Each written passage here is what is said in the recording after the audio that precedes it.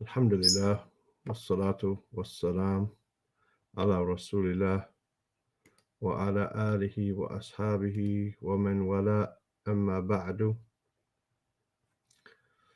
Then this is just an open this room for anyone who might have a question of what we've been going over, why it is what it is, or about an Arabic rule if I can help.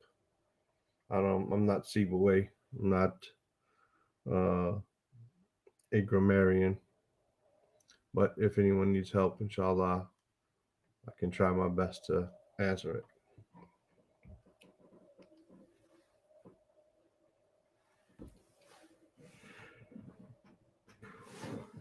In the meantime, till someone comes in, I'm gonna do some editing. Wa alaikum salam wa rahmatullah.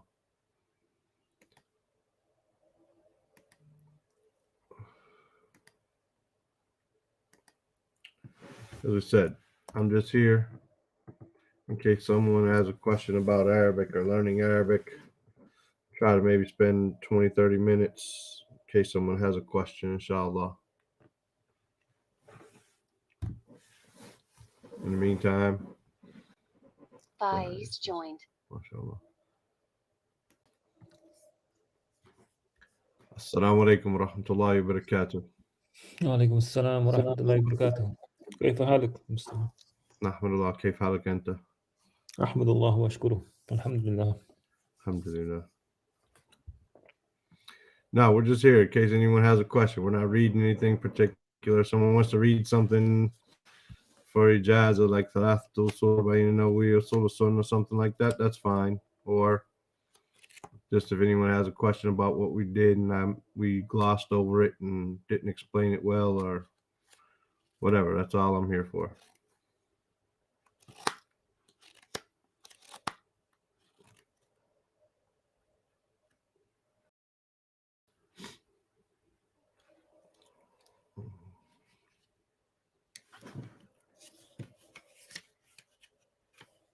Wa alaikum salam wa rahmatullahi wa barakatuh, Amir.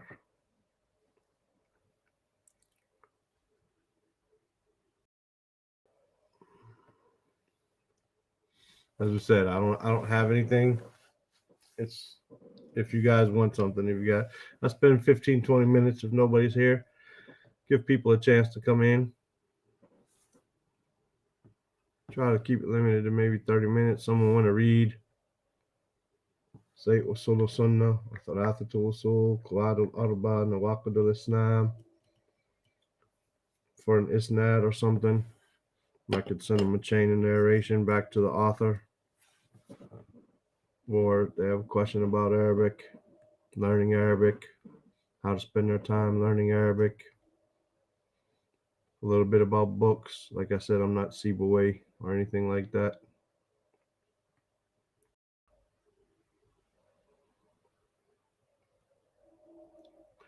The link, if anyone wants to come in and ask the question versus typing it, is in the chat.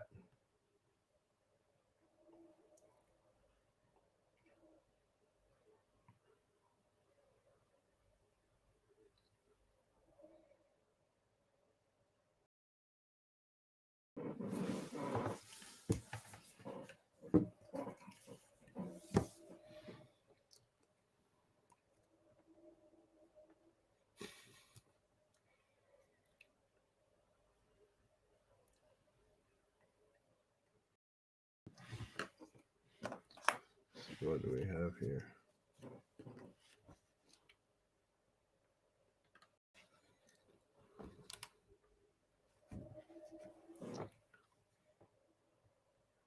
No. Inshallah.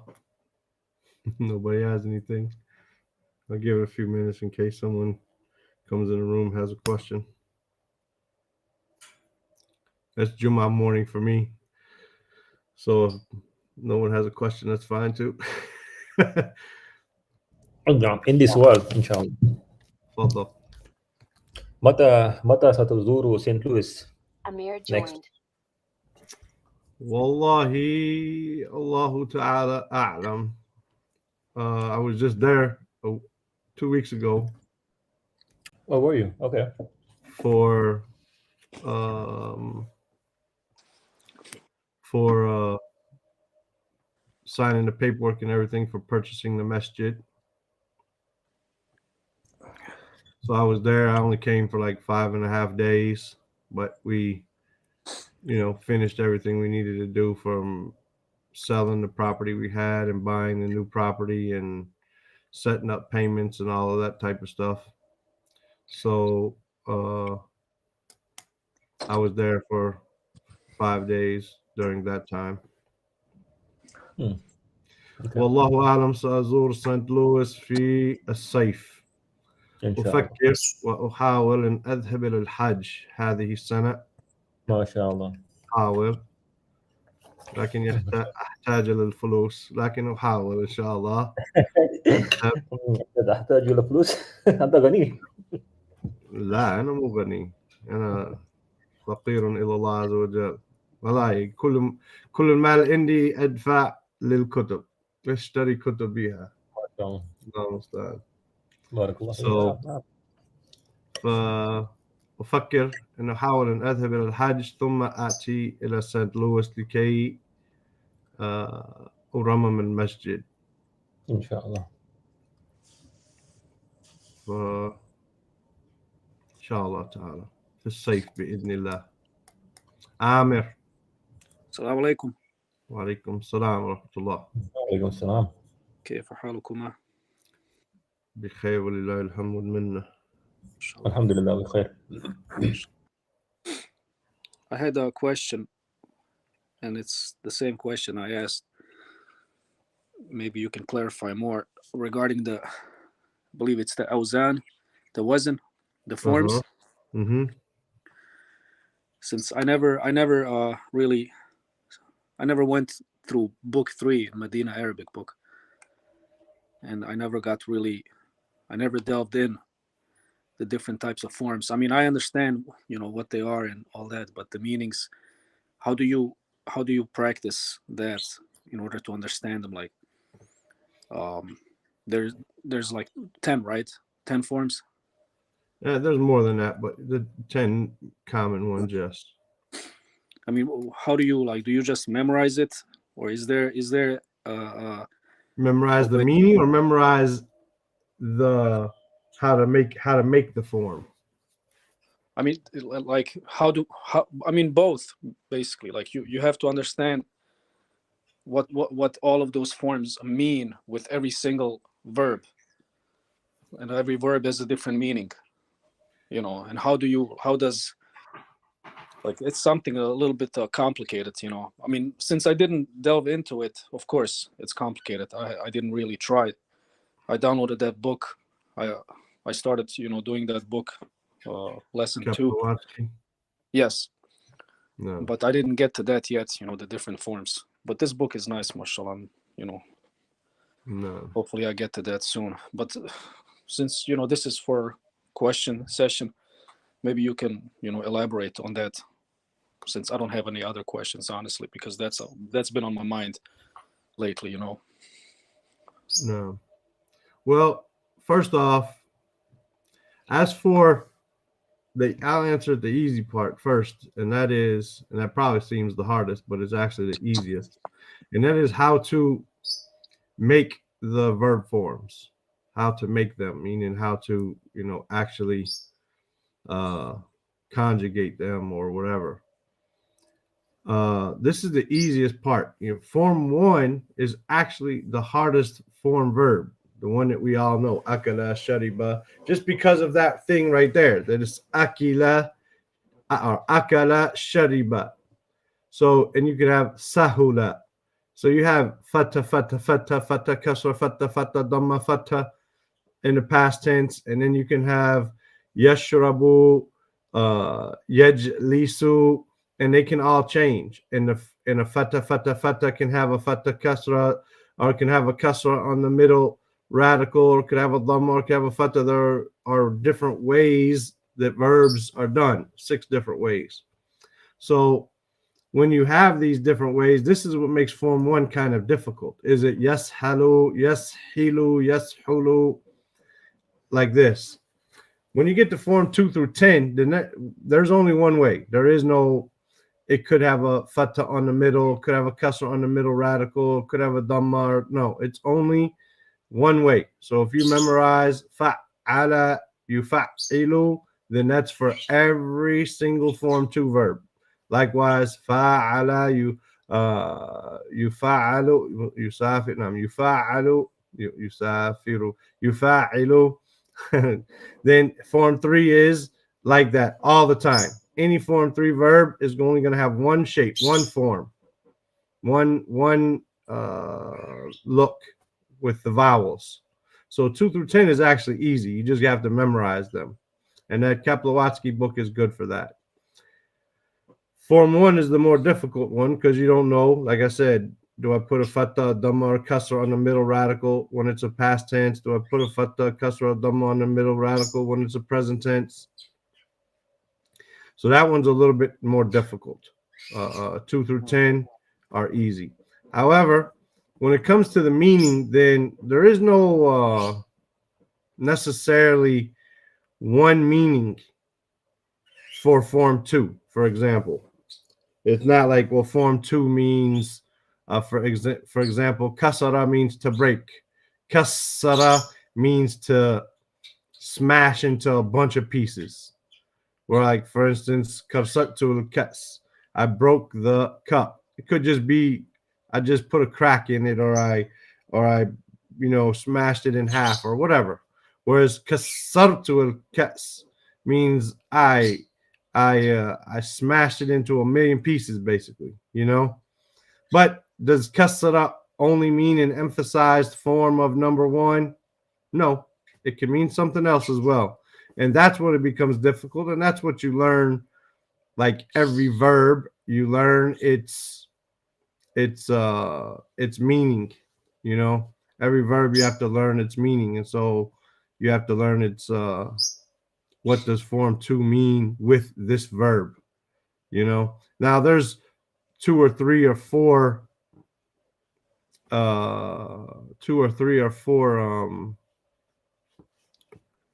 maybe possible meanings, and it doesn't mean like form 2 can mean the same as form 10 when we have like the scene and the ta that we add in for like astaghfara yustaghfiru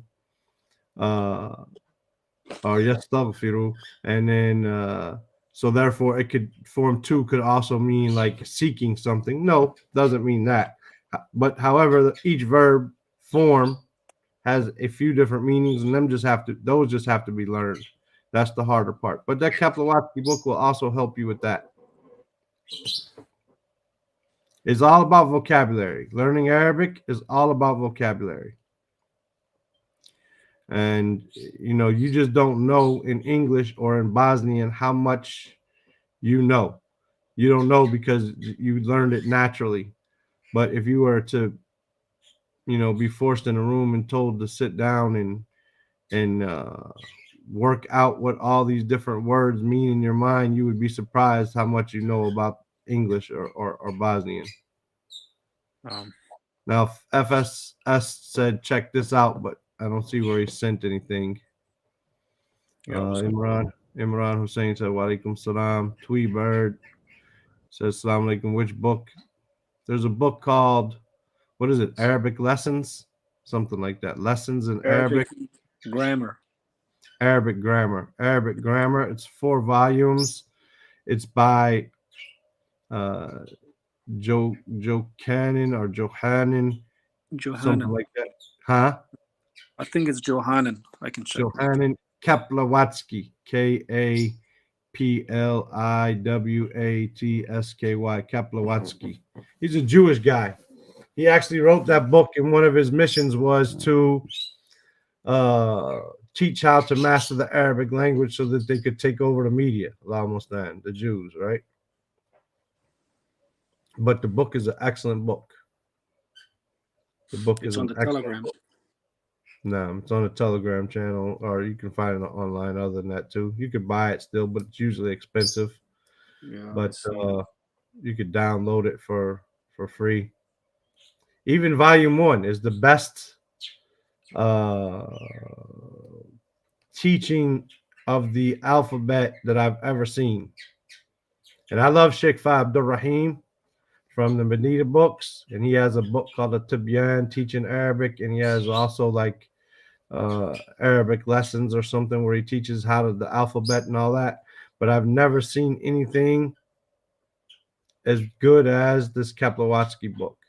By the time you learn all the alphabets, you already know how to make brief sentences and a number of brief sentences, and it's one of the best books. You could go over that if you did 2 lessons a day. You could go over it a month. I believe book 1 is 60 lessons. It's really good. This you gotta, because it was written when it was written.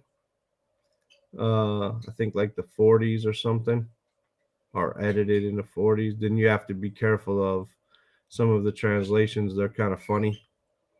You know, for instance, he talks about, for instance, Diki akbaru min dikik. You know, my rooster is bigger than your rooster. Right? But if you were to translate dik the way they did back then, which would be another word for rooster, besides dik is, or besides rooster is cock. So you could imagine if you say that, and you know it's kind of funny. So you have to be careful of those types of little funny things talking to people today. But you know, I mean, that's the English language, and people just have made it filthy. But at the same time, you know, you got to take into account. You know, for instance, the word himar, donkey. You know, himaruka akbar min himari. Your donkey is bigger than my donkey. We know another word for donkey is ass. So, you know, your donkey's bigger than mine. These types of things, you know, or himaruka akbar min diki. You know. Stuff like this, you got to, you know, those examples are in the book. You have to be careful and be funny. But you know, other than that, the book is an excellent book. You know,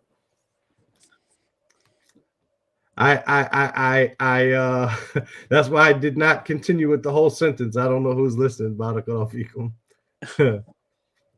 Do you recommend us to work on vocabulary? Yes, you work on vocabulary, but how do you work on vocabulary? You work on vocabulary by reading. That's it. By reading. You know, can you take some words and focus on them? Yes. One of the best pieces of advice I ever saw was a brother said that what you do is if you have, for instance, you're using a dictionary, and you should always try to use a real book. You should not be content with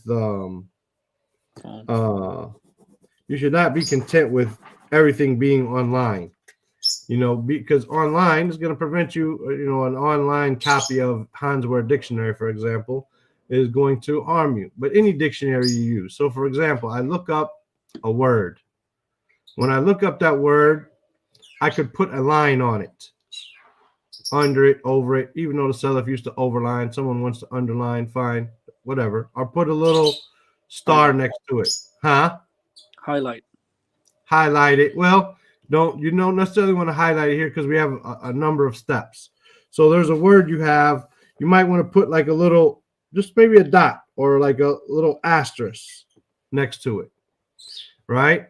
That means you looked up this word. Now, when you're reading again and you need to look up a word, if you look up a word and you find that you already have it overlined once, or you got a dot or an asterisk next to it, whatever your system is, right? So you look, oh, I did this word before. Put another line or another asterisk. You can't really do that with a highlight, you know? So put another little asterisk or a dot next to it, or another overline or underline, or maybe overline it once and underline it the second time, for example. Then when you're reading, you go and you look up, then you see you use that word and you look up, man, I got 2 lines on this thing. I got 2 asterisks or whatever I have on this word. I got 2 symbols that I looked up this word twice before. Now you realize, okay, number one, some words you may never look up more than once because they appear rarely in the vocabulary of the stuff that you're reading, right? They don't happen a lot in the stuff that you're reading. so you may never look them up again, or you memorize it on the first time. But if you find yourself continuously looking up a word, number one, it means that word is important to you and what you are reading. The thing that you're reading, the subjects that you're reading about, that word is appearing a lot in them, and you've had to look it up. So not only is it appearing a lot, you're not memorizing it the way you should have. So now maybe you take that word and set it on a piece of paper and focus on it. But to just take a list of words and say Baytun, Baytun, Baytun, Baytun, Baytun, Baytun, Baytun, Miftah, Miftah, Miftah, Miftah, Miftah, Miftah, Miftah, Kursi, Kursi, Kursi, Kursi, Kursi, Kursi, Bab, Bab, Bab. No, this has no benefit. It has no benefit. You know, art, I ain't gonna say no benefit, it has little benefit, right? And the more you translate it, Baytun house, Baytun house, Baytun house, Miftah key, Miftah key, Miftah. This is now you're just forcing yourself to translate, right? So you want to learn vocabulary in context, in the context that you're reading. Like I said, you can take words that you find yourself keep looking up over and over and over, and maybe write them down and conjugate them, or put them in a sentence, or find an ayat with them, find something that means something to you that you can memorize, you know. And then you can know that word better like that and focus.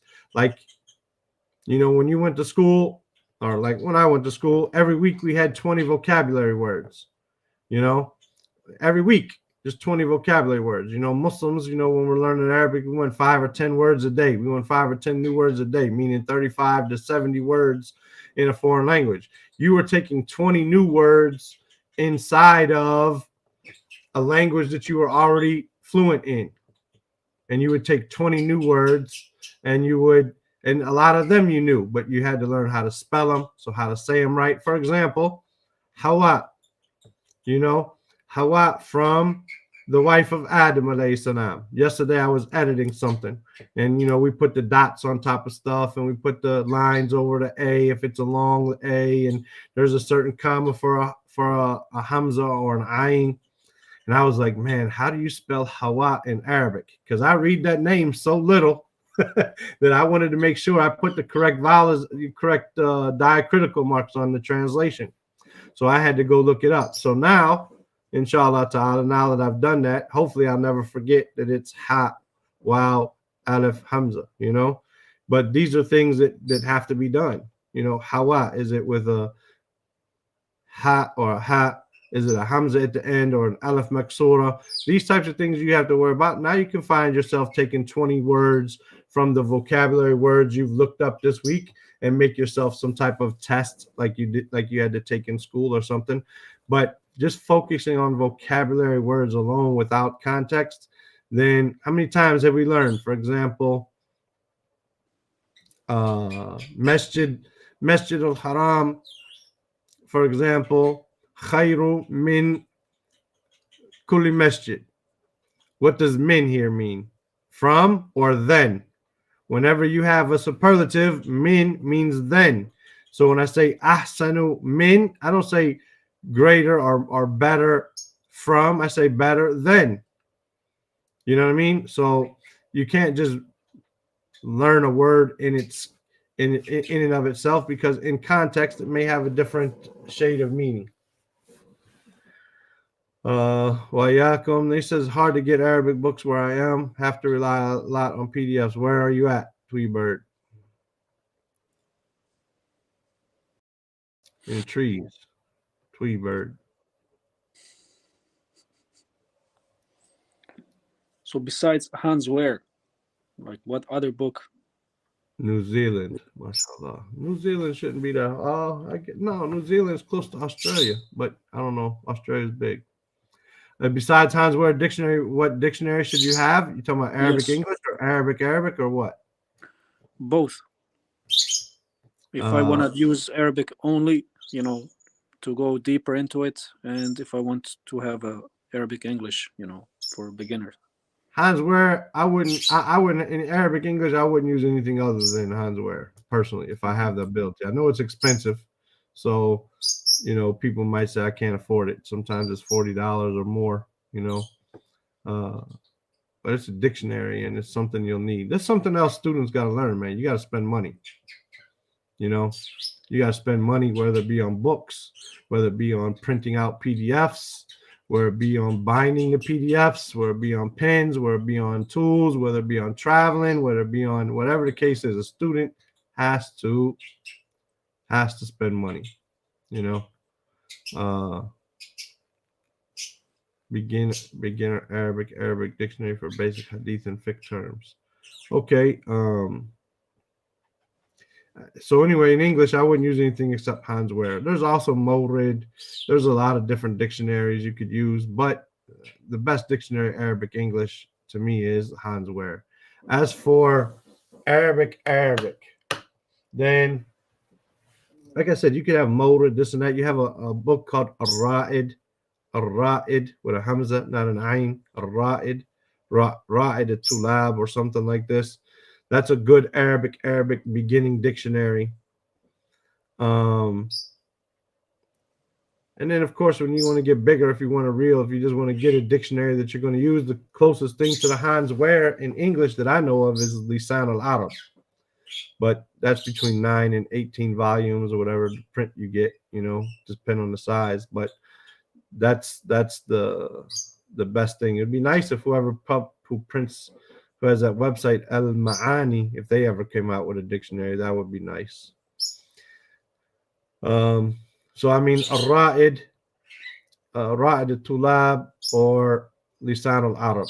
If you want to just go ahead and get the dictionary you're going to need in the future, then Lisan al-Arab. If you're looking for something that you could take with you to the dars, then Ra'id al-Tulab or Al-Mawrid or Al-Wasit, than any of them. There's no, I mean, I'm not like I said, I haven't done a detailed comparison, nor have I read it detailed or listened to a detailed comparison, but I mean, pretty much any of them are going to do the job. Basic Arabic dictionary for basic hadith and fiqh terms would be, give me 1 second.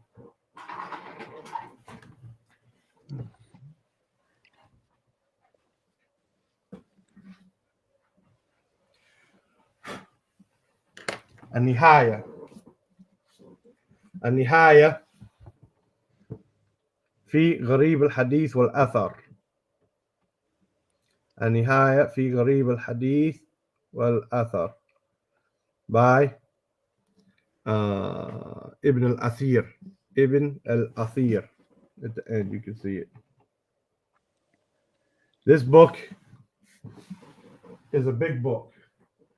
So, for example, this is a normal size book, the one we're studying, Mu'allim al-Sunnah, and then this is the book next to it. You can see the difference.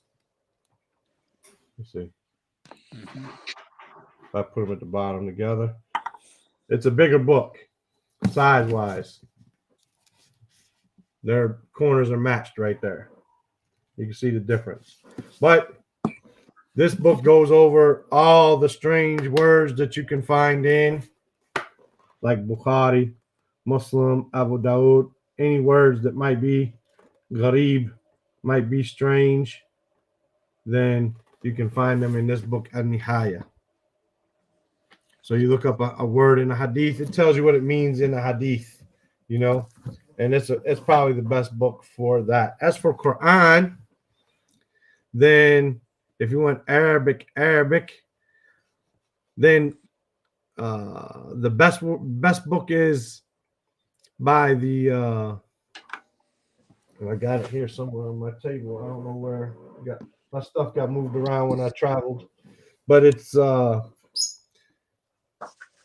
like word for word meaning or something like Gharib al-Quran, and it's by the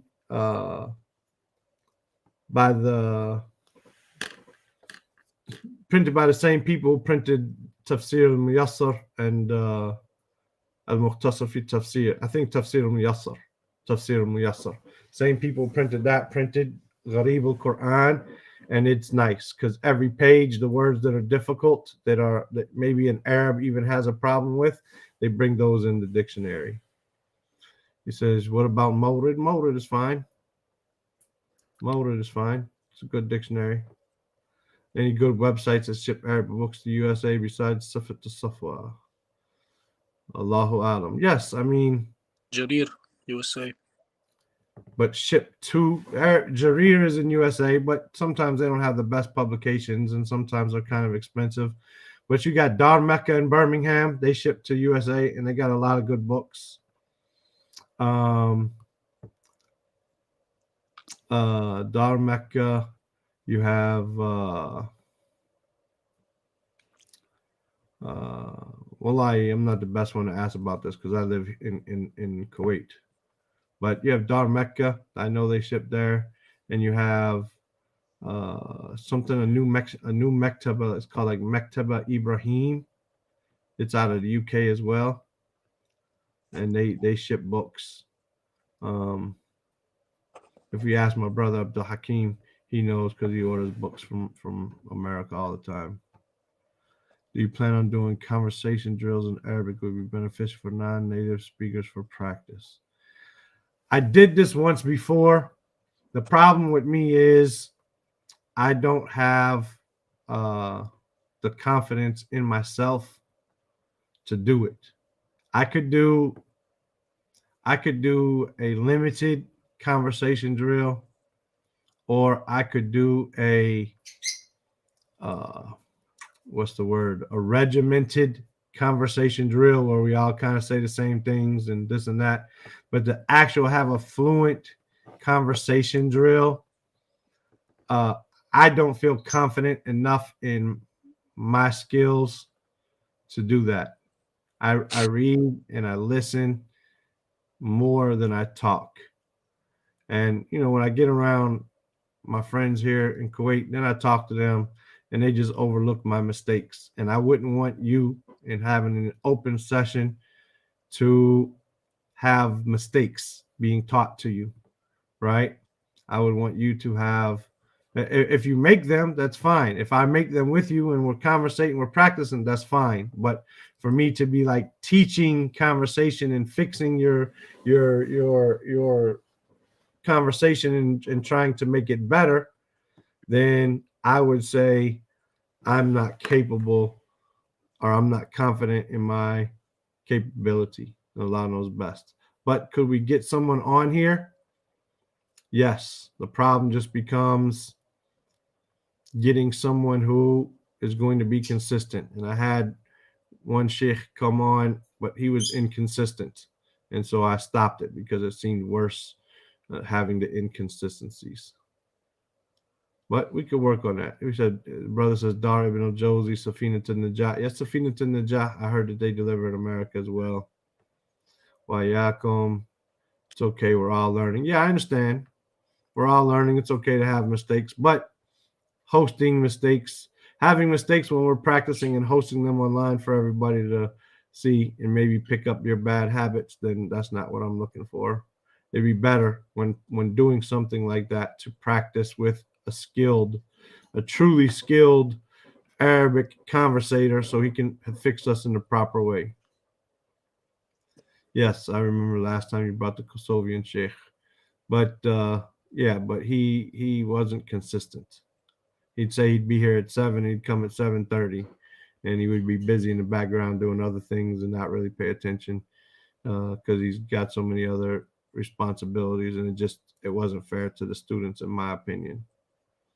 What's a good Arabic book for a beginner to read to end in the field of seerah and history? Well, I'll tell you something. What's a good Arabic book for a beginner to read? It's not the first Arabic book that I read, but it's one of the first Arabic books that I read. And it's the first Arabic book that the sheikh that we're talking about, Sheikh Ahmed Hoja from Kosovo, read, which is by Abdul Malik Al-Qasim, called, give me 1 second. Let me make sure. But like Fi Bayt al-Rasul or something like this. Give me 1 second.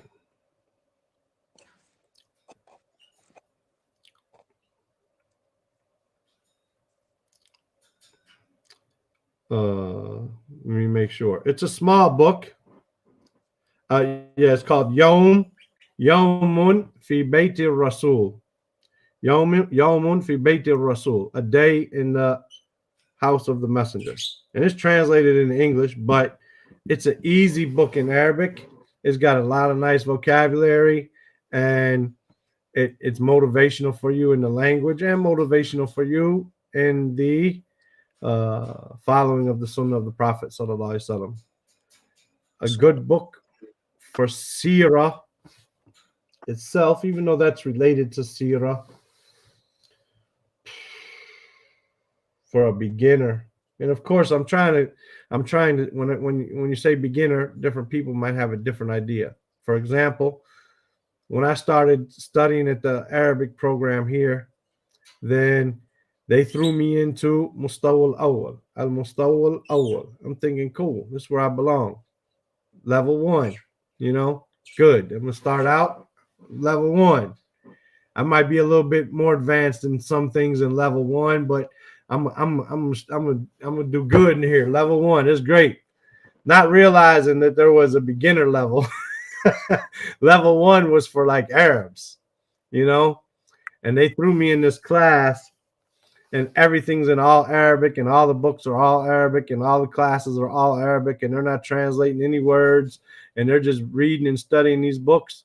And you got to read 13 pages tonight in this book, and you have homework that you have to answer, and you have 6 subjects today or 5 subjects today, and every subject might give you 15, 20 pages. And I got to go home and read. Man, no way I could read 75 pages outside of class time and be able to do the homework. Man, this stuff's way above my level. So anyway, the book in Arabic that they gave us was Rawdatul Anwar, which by Al-Mubarak Furi, which is, I believe, translated as When the Moon Split. I'm not sure if it's the exact thing, but Rawdatul Anwar. And man, that book was difficult, man, extremely difficult. But to them, that's a beginner book. That's book 1. I would say a good book with a good level of Arabic for a beginner would be in Sirah. I'm actually in the process. I'm almost done formatting and everything. A book. One of the Kuwaiti brothers here wrote a book, or he did tweets. Well, he has a 4-volume work on Sirah, and then he summarized it into one big, thick volume, 850 pages. But before he summarized it, he summarized the 4 volumes in tweets on Twitter, back when Twitter tweets were only 140 characters, and he made it 750 tweets. And so he published those tweets in a book. And so I translated it, and I vowelized the Arabic, and I got it side by side. And I'm going to print that soon. So that's a good book that a person could read and then be able to look over at the English if they wanted to. Or if they want to buy the Arabic of it, Taghridat fi Siratun fi Taghridat fi Sirah. But a good book. Give me 1 second, man. It's on the tip of my tongue, man. I just cannot think of it. Al-Fusul by Ibn Kathir, but that's not a difficult book. It's easier than Rawdatul Anwar, but might not be as beginning. But Al-Fusul by Ibn Kathir is a good book. And there's another one in my head that I just can't get it to come to my head right now. Mudathir, which book? Could I write the name of the name in Arabic of that book? I said a bunch of books. I'm sorry.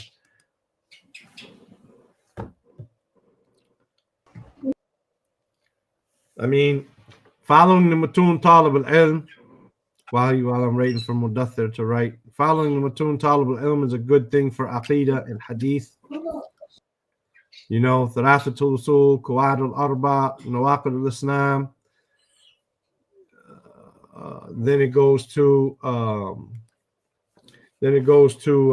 Kitab al-Tawheed in volume 2, and so on. That's a good beginning thing for Aqidah. Also, Al-Arba'in an-Nawawiyah is good for hadith, and then we're doing Umdatul Ahkam, Bulugh al-Maram. These things would be good in hadith. Of course, the Quran should always be focused on. We should not have anything from the Quran that we have not, that we don't understand, that we've memorized, that we don't understand. We should be reading the Quran and trying to understand it. That's why I said that one book by the Gharib al-Quran, by the people who did Fiqh al-Muyassar. It's printed in Saudi, like by their Irshad and Dawah people. Then that's for the Quran.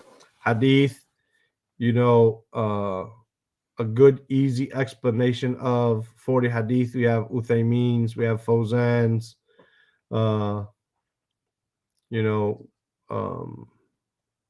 Aqidah books. We already talked about some of those. Sirah. There's a book in my head, man. It's just not coming to my head right now. It's like on the tip of my tongue, though. For a basic Sirah book. Inshallah, I'll put something like this together. If we master a 500-page book in Arabic with harakat, meaning reading back and forth till I'm fluent, would we be able to read books without harakat, or is this achieved by learning sarf? It's only achieved by learning sarf. Someone could master that. First off, some people don't even like books with harakat because it might make you lazy. Just like some people don't recommend to have the color-coded Tajweed Quran because you get used to seeing the color, and if you don't see the color, orange for ikhfa or whatever, then you don't pronounce it, or idgham, then you don't pronounce the idgham because you didn't see the color orange later on in a different mushaf. So some people don't like that. Yes, Rawdatul Anwar Fasih Nabi al-Mukhtar. So some people don't like these types of crutches. But there's a place for it. There's a place for it. And so that's why I kind of do it, to help someone out. At the same time, it's a help. It's not a 500-page book with harakat. Whose books? Muhammad Saeed Raslan. Almost all his books have complete, full harakat. I think all of them do. However, that doesn't mean you're going to learn it if you don't pay attention. You might, with time, like I said, your ear will become accustomed to saying min al-bayti, because you just said min al-bayti a number of times, or everything after min is majroor, and you did that a number of times. And what happens when a word becomes is mamnu min as-sarf? Hada min umara. You say, no, min umari. Hada min masajidi. No, min masajida. Umar masajid mamnu min as-sarf. You see what I'm saying? So unless you learn sarf, unless you learn these rules, then you're not going to be exact or precise in it. And this is not the student. The way of the student is to develop the skill,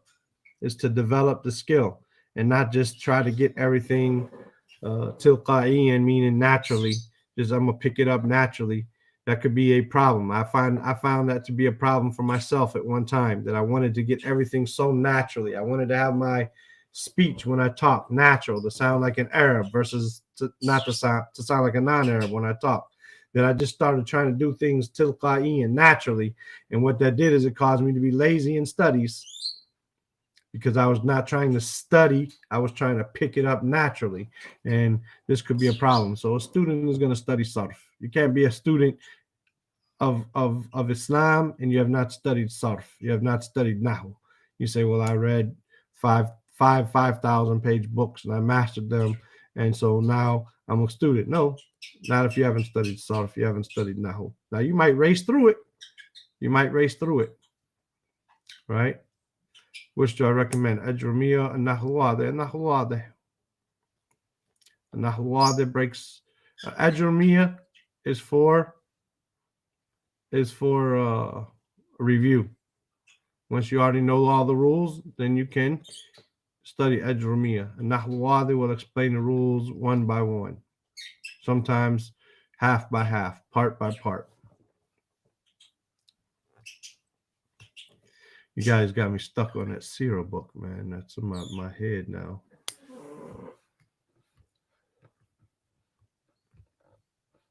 SubhanAllah. Al-Fusul by Ibn Kathir, man. Just let me say that. Al-Fusul. Tayyib. Amir, Faiz. Anything? Faiz got his name written in Arabic, mashallah. Inshallah. Yeah, also, this is something I got like a little pet peeve on myself, like, for example, someone tells someone Jazakallah khairan on their phone. They write Jazak space Allah space khairan or khair, right? No. Type it in Arabic. Writing is part of it. Even though you're typing with your phone, it's still part of writing. It's a part of making up the word with your own fingers, like writing it with a pen and a paper. So write it out. Jazakallah khairan. Wa iyaka. Barakallahu feek. Right? Inshallah. A lot of these things, sometimes inshallah in the middle of a sentence is difficult to go do that. But if you're just saying like assalamu alaikum, first off, I really hate ASA, BRBW or whatever, whatever they write, No, man. Or WRWB. No, man. Assalamu alaikum wa rahmatullahi wa barakatuh. And I'm gonna go off on another tangent for a second. Is I love mixing with people. Anyone who knows me personally, I love to be around people. I love to benefit from them and to give whatever benefit I may have, sometimes to a fault. However, don't text me assalamu alaikum and expect me to answer you. I'm not going to answer you. I'm going to look at the text and say in my head or out loud with my lips, wa alaikum salam wa rahmatullahi wa barakatuh, and I'm going to dismiss it. You text me or YouTube message me or Facebook message me or whatever the case is, salam alaikum, and you're waiting on me to respond, I'm not responding in written form. I'm too busy. I got classes I teach. I got classes I take for myself. I got a family.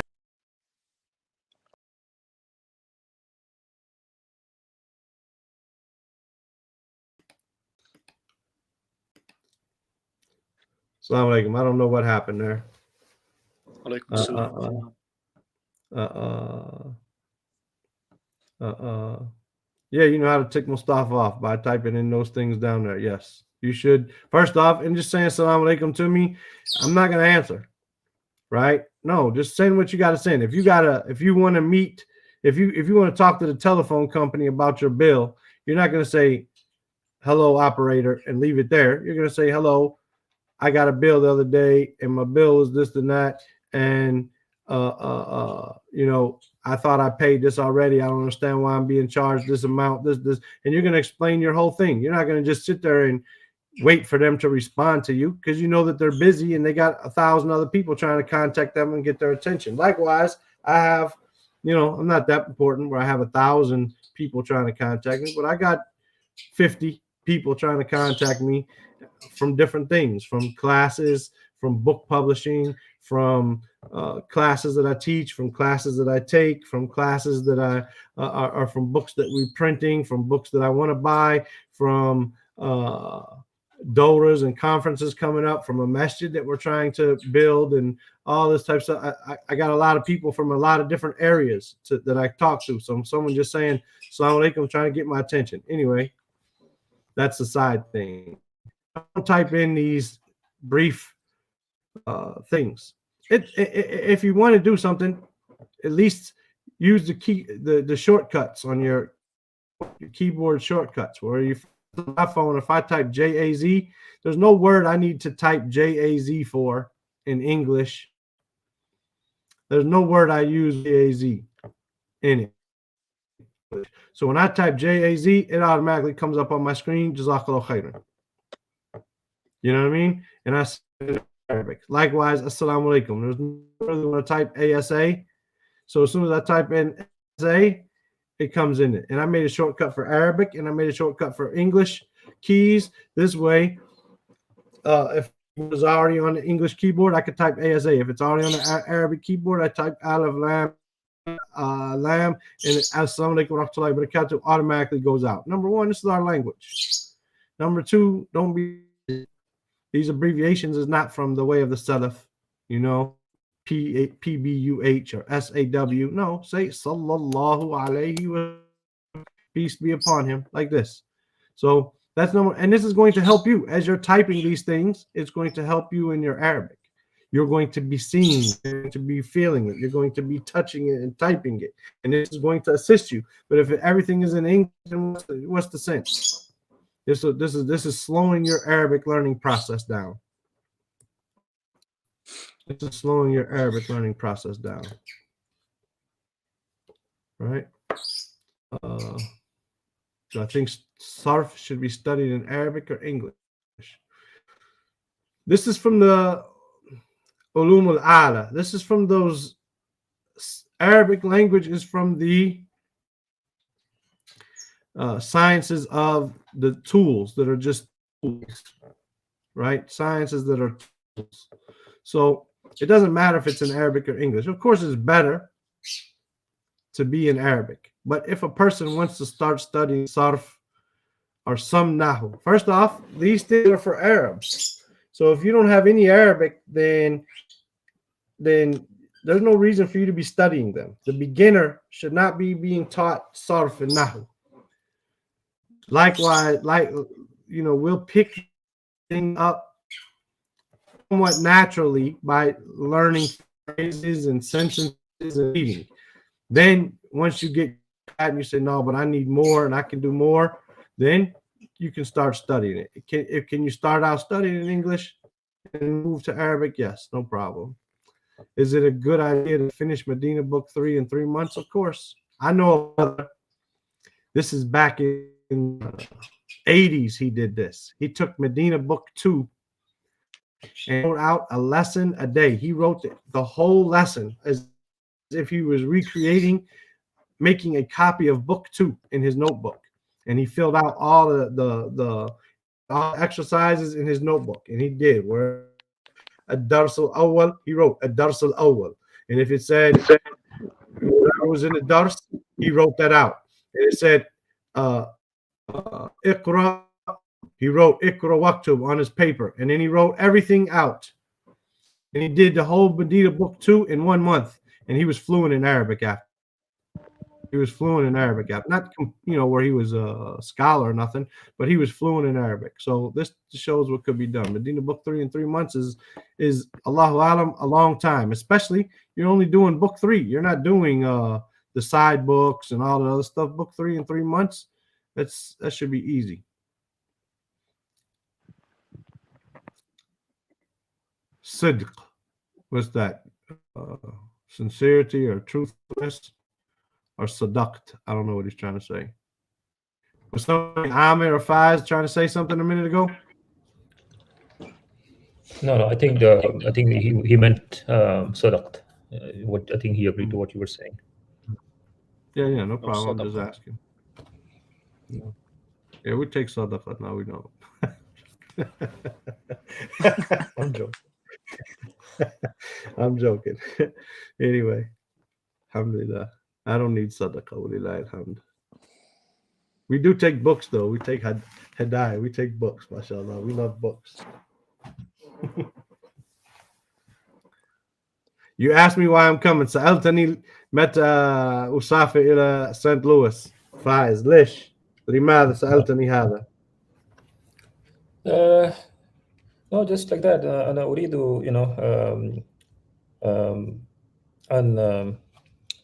أنا أريد أن أراك إن شاء الله أنا أريد أن أدعو وأهلك إلى بيتي لغدا إن شاء الله. الله يبارك فيك إن شاء الله. من هو فائز؟ هو تسكن في سانت لويس؟ نعم. ما شاء الله. فائز كان يأتي إلى جراند ويدرس اللغة العربية معنا والله قبل 13 سنة أو 14 سنة صح؟ في 2007 نعم إن شاء الله. نعم. If he puts his face up there, no, if he puts his face on the screen, you might recognize him. No.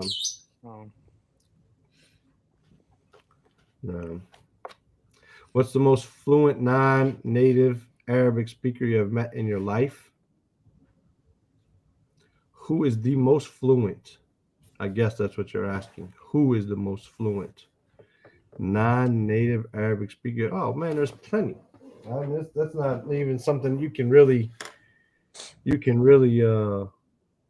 First off, Sheikh Wasi Abbas is not Arab. You know, and that's something you got to remember. He's not Arab. He's an Indian, you know, and he's fluent in Arabic. His Arabic is not very someone might listen to it and say, well, he sounds like a non-Arab, and he does. He sounds like a non-Arab. You could tell he's not an Arab when he speaks. But from knowledge wise, I mean, his knowledge of the Arabic language is, you know, more than Allahu Alam ever reach, you know. But I mean, there's too many people. You got the brother Abdullah Swady. Abdullah Swady, who just graduated recently with his doctorate from Medina. He's a Swedish brother named Johannes something, but Abdullah Swady, that's how he's known. And Sheikh Saleh As-Sindi asked him to help with their markaz that they have there called Yaqeen, which deals with ilhad or atheism that's spreading throughout Saudi Arabia. And it's went down now with alhamd, but it was spreading for some time. And these ideas were spreading. And so they found a markaz called Yaqeen, Al-Yaqeen. And they asked Abdullah Swady to help out. And all the other mashayikh were involved. Sheikh Salih Suhaimi, Sheikh Suleiman Rahili, all mashayikh from all over the Saudi Arabia were involved in it. And now Sheikh Abdullah Swady, he's in charge of it basically. And he's a non-Arab. And he accepted Islam after 9/11. After 9/11. But he's got his doctorate degree. And I mean, you know, this is a person that's fluent. The sheikh that was with us, Ahmed Hoja from Kosovo, one of the most fluent. Brother in St. Louis, Abdul Hakim, Abu Taymiyyah Pettis, one of the most fluent people, you know. Sheikh Abdullah, Sheikh Muhammad Hisham Tahiri. Sheikh Muhammad Hisham Tahiri, he's a Afghani. Sheikh Muhammad Nooristani, Afghani. Sheikh Saeed Habib, Afghani. Muhammad Nadir, Afghani. Some of the most fluent non-Arabs I ever met in my life. But who is the most? Allahu Alam. There's plenty of completely fluent non-Arabs.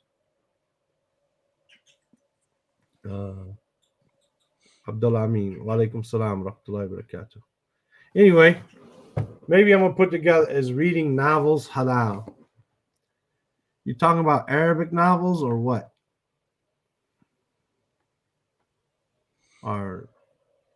And what kind? Like, what do you mean by? I mean, novel is a very broad. There's like nonfiction stories or fiction stories.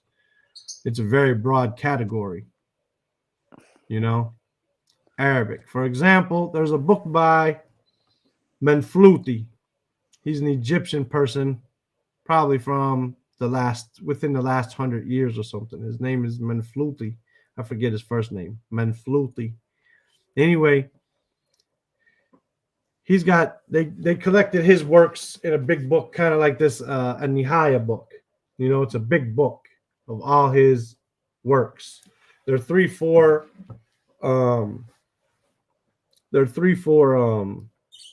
pages, 5 pages long each story, and they're stories, but they have adab in them. Abdurrahim, wa alaikum salam wa rahmatullahi wa barakatuh by Yusuf. So police, crime, science fiction, etc.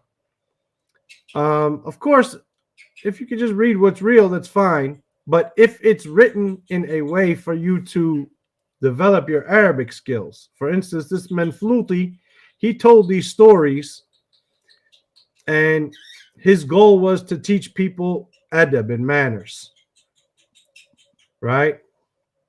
Yeah, Johannes Klumenik, but Abdullah Swady, right?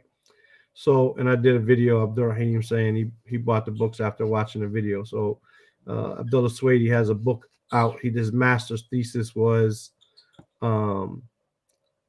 analyzing Muhammad Asad's translation of the Quran in English.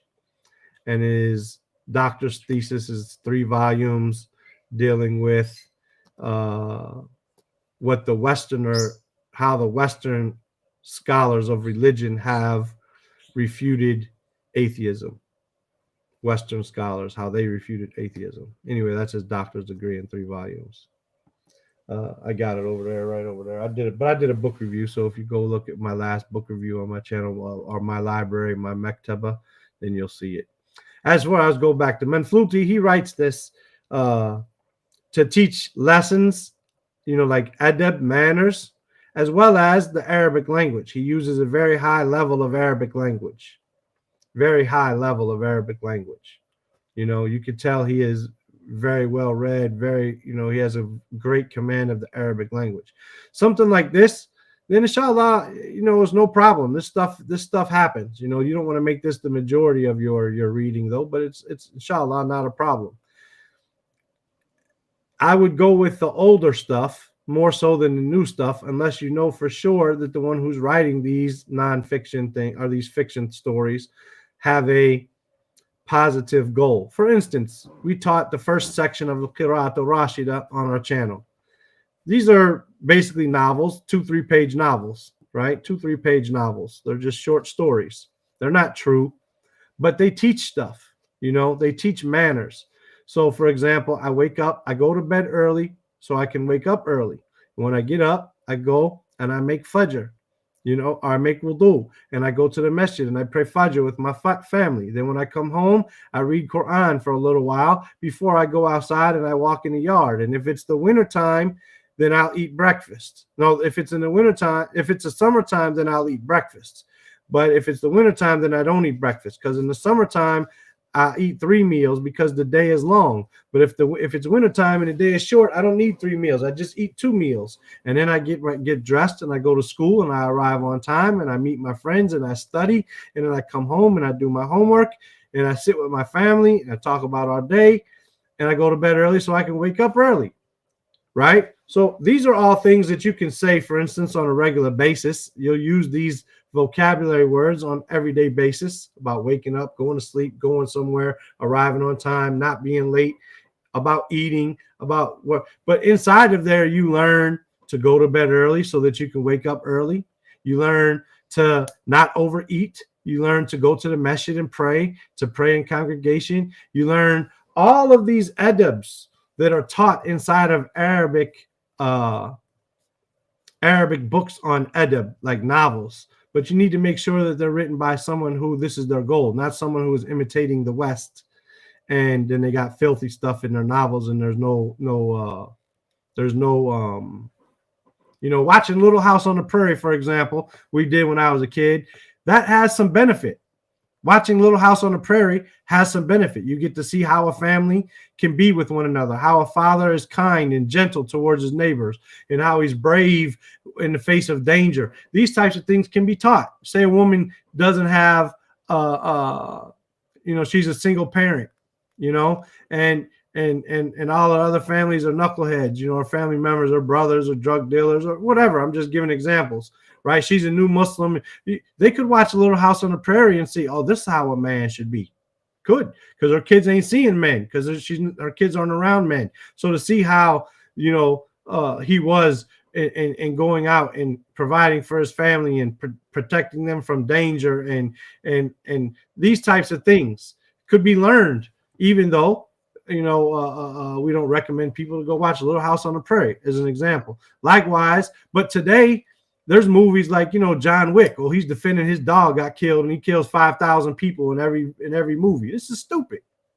They're not teaching you anything. They're not teaching you anything except harm. So you want to make sure that whatever novel you're reading, that the person who did this is doing it. I give you an example. You can kind of tell. I got one brother, and I don't want to mention his name. Those who know him know him. Those who don't know him won't know him. So there's a brother who he knows Arabic and he learns Arabic and he helps people learn Arabic by a paid program. But when he makes videos, he'll make a YouTube short and he'll say how to say you're stupid in Arabic. Like, why are you telling someone how to say you're stupid? You're telling someone to like curse someone. You're telling someone to, to slander someone, to backbite someone. Rather, if you want to teach this word and it's a necessary word, for example, then teach how to say, I'm not stupid. And then that's teaching a person how to defend himself, for an example. And once that person learns how to conjugate verbs, he can turn it around into the positive and from me to you, and it becomes you're stupid. He'll learn how to say that. But don't teach people to say, oh, he's stuck up, or he thinks he knows everything, but he really. So you teach him how to say these little things. He learned Arabic, but he never sat with the scholars. So while he knows Arabic and he knows Arabic well, he sat with the scholars very little. I'm not saying he never sat with them, because I know he has a little bit, but he has not spent a lot of time with them. So his material that he's going to present to you is not going to be on the line of Quran and Sunnah with adab. Like the story we talked about, the boy going to sleep early and waking up early like this. And so these are things you want to be aware of if you're going to listen to or watch movies or TV shows or so on. Abdurrahim says, one thing I do is talk to myself about what I'm doing in Arabic, like walking or driving. Then I look up the words I don't know and make sentences and memorize them. That's a good example. Wa alaikum salam. Oh, he's talking to you, Abdurrahim, SKS. Anyway, that's a good example. Talk to yourself. If you don't have anyone, well, there's an Indian guy on YouTube. I don't know how I would look it up or how you would look it up. Maybe use some keywords of what I'm about to say.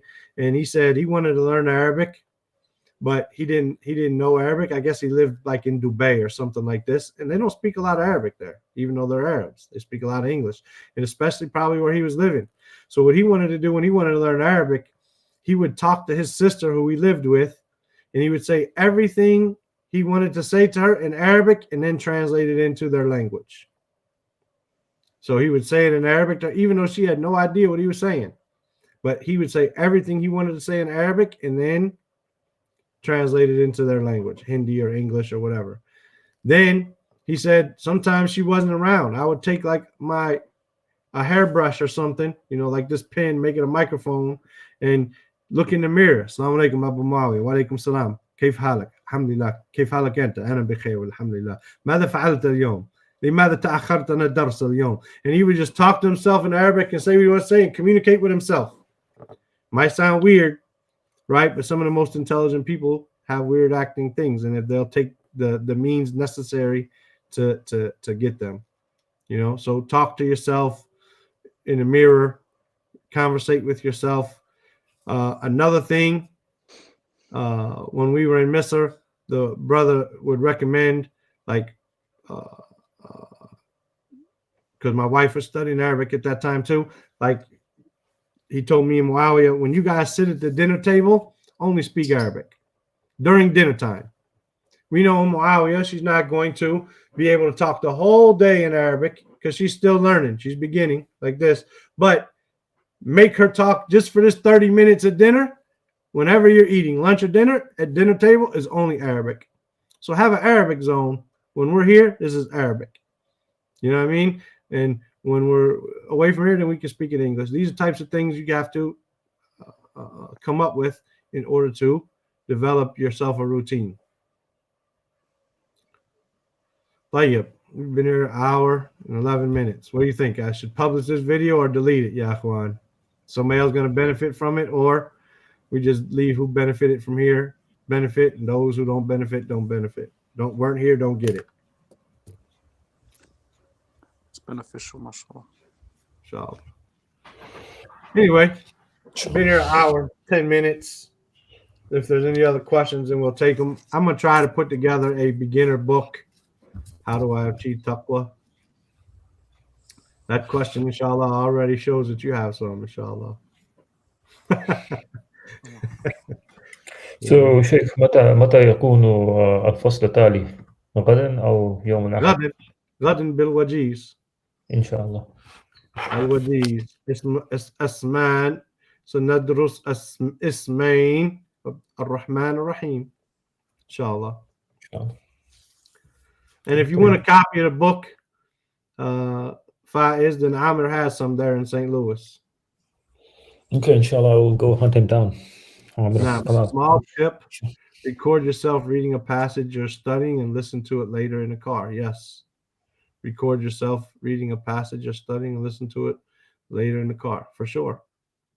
And you know, hearing yourself helps you out a lot. That's why when you read and you study, you know, they say back in the days. I read in a long time ago, more than 20 years ago, maybe 25 years ago, in like Time Magazine or Newsweek or something. They had an article about reading, and they said, like, the first time they ever saw a person reading without pronouncing words, they thought he was insane. Like, why would this person be reading and not talking? What's wrong with him? What is he trying to hide? Meaning that people used to read and read out loud, you know, and they used to read with a voice. And this helps you because hearing your voice, your own voice, helps you. So there's an app on the phone. I don't remember the name of it. I don't have it on there anymore, which I should, but I don't. But it allows you to record your voice on for whatever it is you're trying to memorize. Maybe that's what it's called, memorize or something like that. Anyway, you record your voice on whatever text it is that you're trying to memorize. And then it'll play it back to you. For example, the Hadith of Jibril. So it'll play back to you the whole Hadith of Jibril. And it'll play it back to you 2 or 3 times. And then after a few times, it'll start taking out a 2 or 3 second portion of what was said. عن عمر بن الخطاب جلس مع رسول الله صلى الله عليه وسلم إذا طلع علينا شديد السواد. Like, it's missing things out of your voice. And after you've heard yourself say it over and over enough times, and then you start filling in the blanks with your own voice. Because they say if you memorize from your voice, it's better than if you memorize from someone else's voice. So these are all things. Record yourself reading a passage you're studying and listen to it later in the car. You said memorize. That's the app. I don't remember. It could be, but it's something like that. A memorization app that when you record in it, then what it does is it starts splicing out some of the audio until, for example, 90% of the audio is missing and only a few words. Right. Because, for example, you listen to Hudayfi and he, Alhamdulillahi Rabbil Alameen. How long he held that might not be how long you hold it. You see what I'm saying? And so if you do it with him, by the time you get catch up trying to repeat with him, maybe he did it shorter than you did it. His 6 count is shorter than your 6 count, for example, right? And so he's already in the middle of the next ayat, and here you are still, Ar-Rahman, you're here and he's on Malik Yawmiddin, for example. So when you do it by your own voice and the tone that you're used to doing it in, and we're not talking about just Quran, it could be a hadith, like we said, how you read the hadith, the speed that you read it in, and the voice intonation that you read it in. When you hear yourself do it enough times and then you start filling the gaps with your own voice, it helps you memorize quicker. These are, man, so many tips that we've learned and don't follow, man. SubhanAllah. If we followed them all, we'd be, the Siba way that we're not.